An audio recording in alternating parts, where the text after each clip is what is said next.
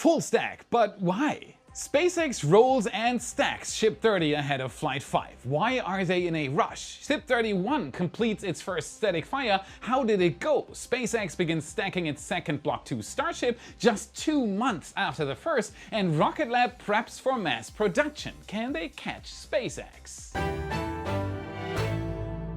My name is Felix, welcome to What About It. Let's dive right in. Starship updates. Things are beginning to heat up again at Starbase. After a couple of weeks of only moderate activity at the world's busiest rocket factory, it seems SpaceX has finally got a new plan. For a bit, it seemed SpaceX was unsure what to do after the FAA announced that Flight 5 would not receive its permit until late November at the earliest. However, now that the dust has settled and SpaceX has finally had time to process this drastic timeline shift, we can see a drastic change going forward. The things that have happened at Starbase since the last episode couldn't have been more unexpected. Keep watching, this is crazy. All of this started relatively normal at Massey's, where Ship 31 was finally able to complete its static fire. After what appeared to be multiple failed attempts, Ship 31 and SpaceX gave us a display second to none. You're probably asking what's second to none about this very short clip. Here's the thing, SpaceX released an incredible 5-minute long super slow motion video of this 5-second static fire. What's very interesting to see in particular are startup and shutdown. Let's take a look at the delicate magic of a Starship ignition. At startup, we can see that the vacuum raptors with their gigantic nozzles start up first and not at the same time. 1, 2, 3. This is very likely to reduce stress and vibrations from all three starting exactly at the same time. We're talking milliseconds here, but that is enough to lower the stress significantly. Each second of this video is roughly 1/60th of a second in real time. This allows us to see all the delicate bits we're so interested in. The center sea level engines start coming into play at around the 45-second mark. That's 0.75 seconds into the static fire. First, we see the white vapor of the uncombusted mixture from the pre-burner startup. Then ignition occurs, all 6 Raptors are running nice and clean.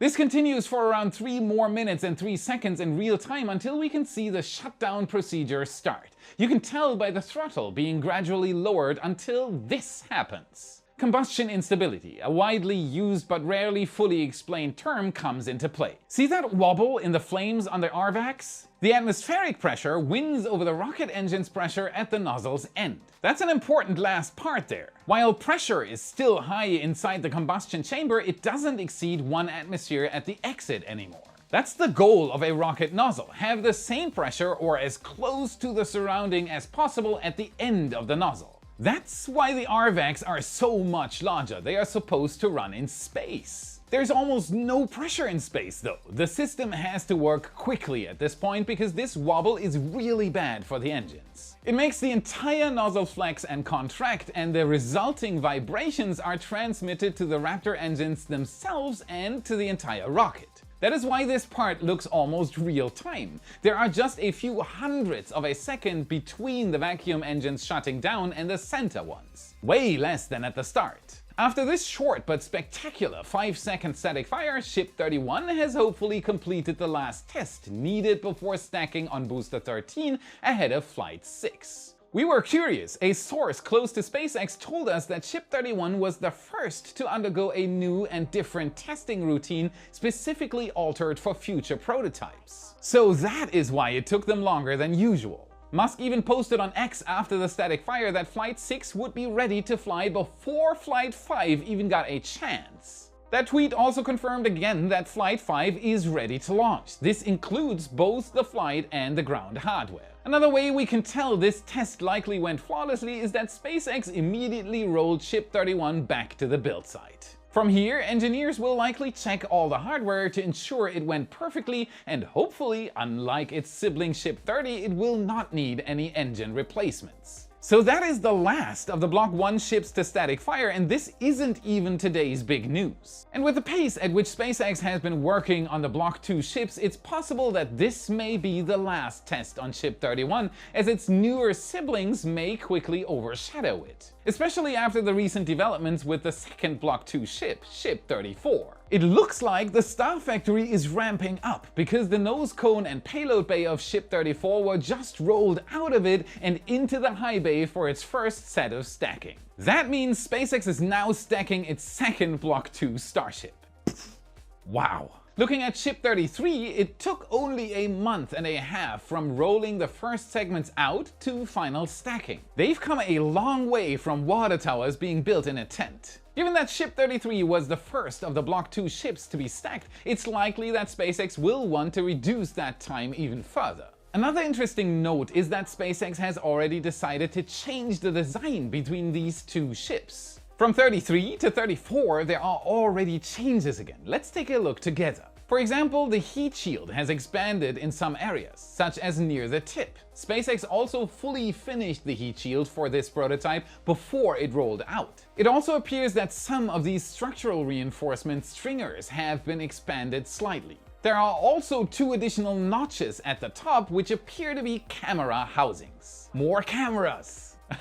The center weld line also has a different pattern, possibly indicating a difference in welding procedure or more internal reinforcements. Seeing how much SpaceX has already modified this design between ships 33 and 34, it will be interesting to see how much they modify it after the first Block 2 ship flies. The rate at which SpaceX has been producing these has been incredible, and more ships are right behind this one. It wouldn't surprise me if Ship 35 is already well into stacking by the time Flight 5 happens. SpaceX is really speeding up now with Block 2 ships beginning rapid production. So that's the big news story for the week, right? Nope, not nearly. Just a few hours after we saw the nose cone of Ship 34 roll to the high bay, SpaceX decided to do something really unexpected.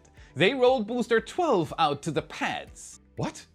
This is the first time we've seen this booster since its static fire back in July, and it looks like SpaceX has added a few upgrades to the booster since then. And that is not even all. As said, all this was completely unexpected, and we'll get to the possible reasons later. Are you even satisfied when it comes to space news, or are you always craving more? Has your family already given you a jar up for constantly talking about space? Here's your solution. Subscribe to Why on YouTube and join our incredible community of space enthusiasts, engineers, and scientists. Together we can satisfy that endless curiosity. Become a patron or a YouTube member and unlock a treasure trove of exclusive content. You'll get access to our Starbase galleries, 3D animations, behind-the-scenes updates, and even flyover images. You're not alone. Join those who crave for more. I look forward to seeing you in the community chat. You rock. Let's feed that curiosity a bit more. What upgrades did SpaceX make on Booster 12 since we last saw it? Did you notice that new streaks were added across the booster, allowing it to slide down between the chopsticks without getting stuck or damaging anything?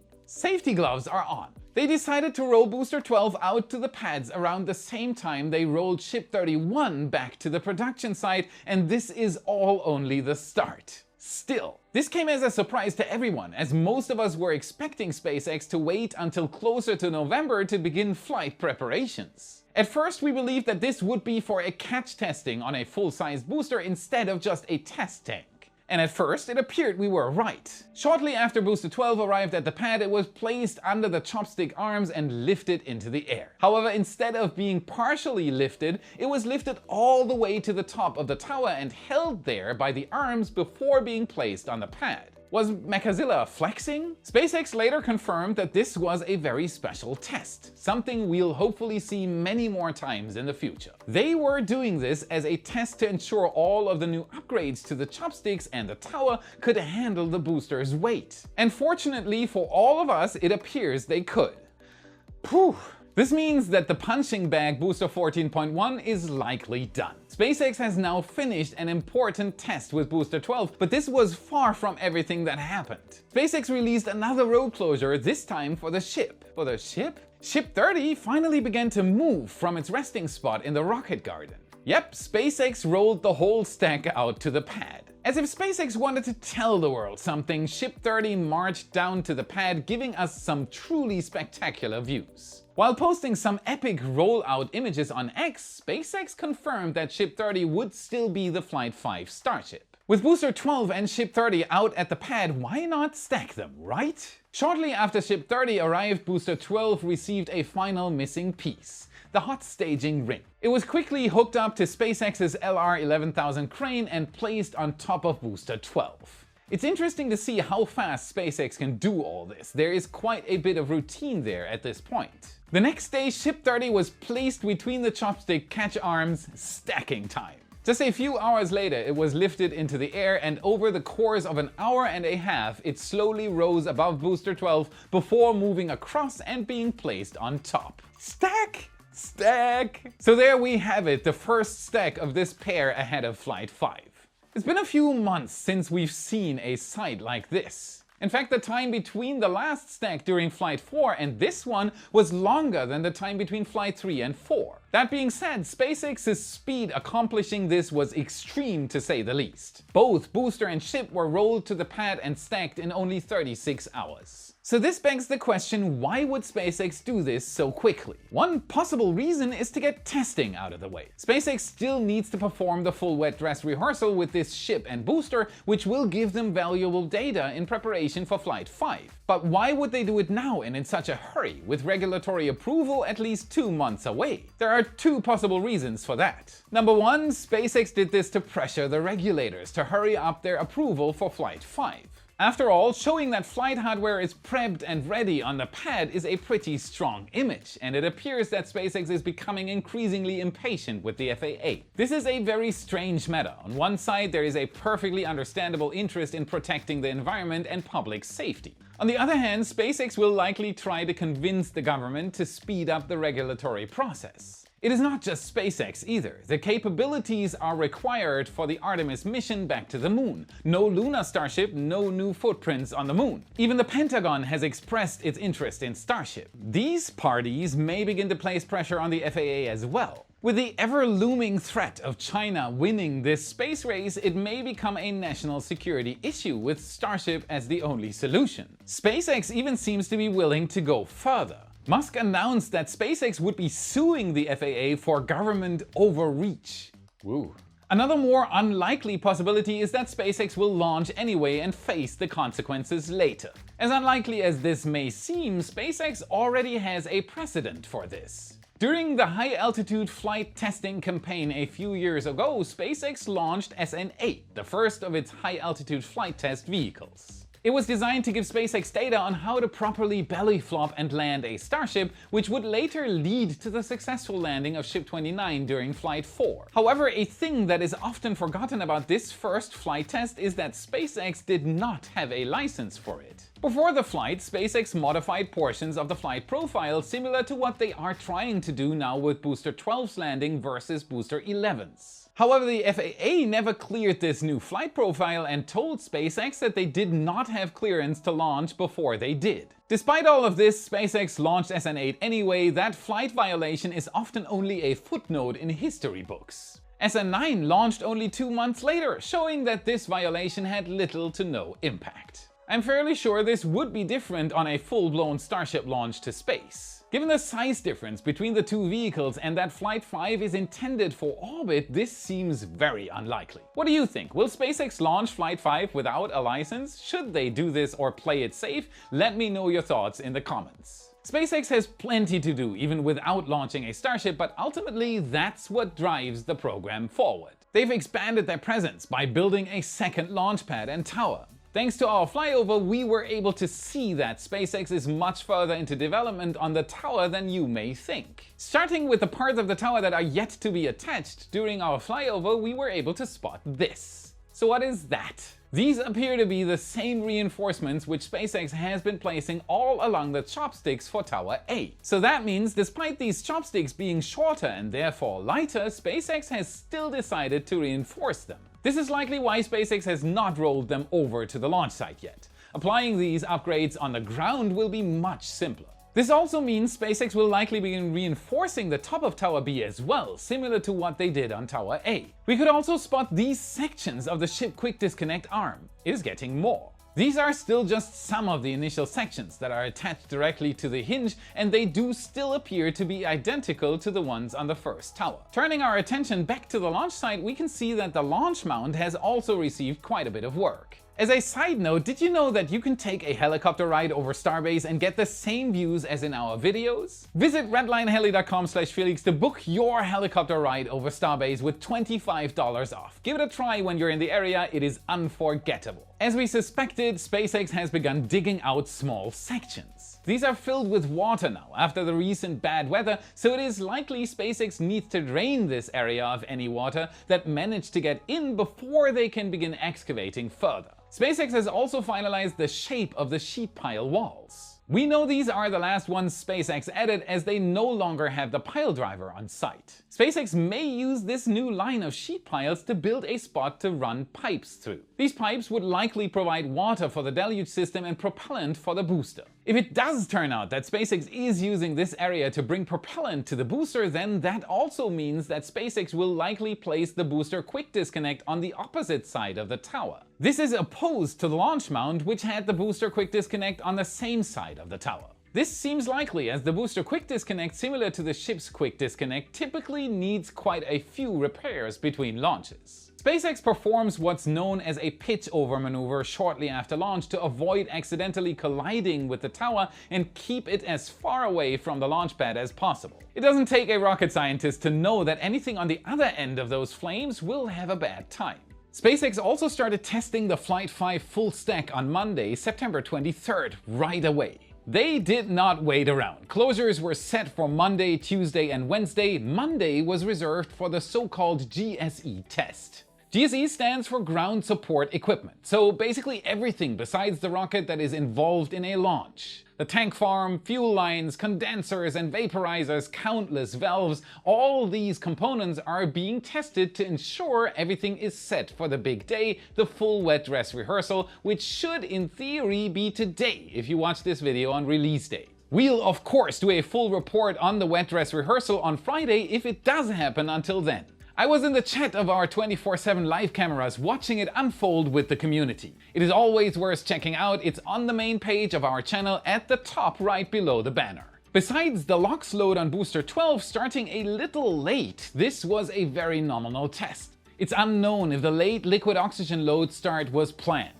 This test opens the way for the full wet dress rehearsal, which in return is the last test SpaceX needs to perform on Ship 30 and Booster 12 before Flight 5 can happen. This shows that SpaceX is ready. The only thing still missing for Flight 5 is the so-called regulatory approval. Last but very much not least, I have a quick add-on which came in last minute. SpaceX retrieved Booster 11 from the floor of the Gulf of Mexico. This is not a joke. Musk posted this image on X on Sunday evening and it went around the globe. What you see here is the aft section of the Flight 4 booster. It's been laying on the ocean floor since June 6th at a depth of around 55 meters or around 180 feet. It will be transported back likely to the port of Brownsville soon. The question I heard the most on social media after posting the news was why SpaceX would even go through all the efforts to do this. Perfectly understandable. The answer is rather simple. This is the first hardware they get back after a complete flight. This will be a treasure trove of information for SpaceX's engineers. Were the simulations correct? How much wear and tear does the booster actually have? As a fun fact, they managed to recover 42% of the engines so far. You couldn't possibly make this up. We'll go into more detail about this on the Friday episode, so remember to subscribe. This is huge. SpaceX isn't the only one rapidly developing a launch pad here in the US. Rocket Lab, which has been launching from the US since 2023, is now rapidly developing another larger launch pad over here in the States. The main rocket they intend on launching from here is their next generation Neutron rocket. This reusable medium lift rocket is designed to provide a launch vehicle for mega constellations such as SpaceX's Starlink or Amazon's Kuiper and future constellations on top. And if it wants to compete, it needs to be done sooner than later. Fortunately for Rocket Lab, they've been making good and steady progress, even announcing that all segments of the Neutron rocket are in production. This includes both stages, the fairings, and the engines. Rocket Lab has some of the best footing to actually take on SpaceX in this field, as its goal is not only to produce a reusable rocket, but to produce it at scale similar to SpaceX. To accomplish this, they've even hired a new chief operating officer, Frank Klein, who used to work in the automotive industry at Mercedes-Benz and Rivian. Yep, that German car with the star and that American EV truck. So no rockets, but why would you hire someone who's good with cars to build rockets? Rocket Lab's reason for hiring someone from the automotive industry is rather simple: high production rate. The automotive industry is considered the gold standard for mass producing complex machines at a reasonable price, so Rocket Lab obviously wants to do something similar. It's like this move was not just for Neutron, but also for Rocket Lab's Electron, whose main bottleneck is production rate rather than demand. They need more rockets. Rocket Lab has some pretty big goals, and it's clear that just like SpaceX, they are willing to put in the effort to achieve those goals. Good luck, Sir Peter and team, we are rooting for you. That's it for today. Remember to smash that like button, subscribe for more. This is what fuels the algorithm. This is how you can help us for free. Check out our epic shirts in your favorite Space Nerd store. A new Raptor design and our epic Flight 5 design are both up. Link is in the description. And if you want to train your space IQ even further, watch this video next to continue your journey. Thank you very much for watching, and I'll see you again in the next episode. Can they space catch up? That's what I wanted to say, and it was wrong. The resulting and the resulting results are normally not the results. Rocket Lab has Locket Rab.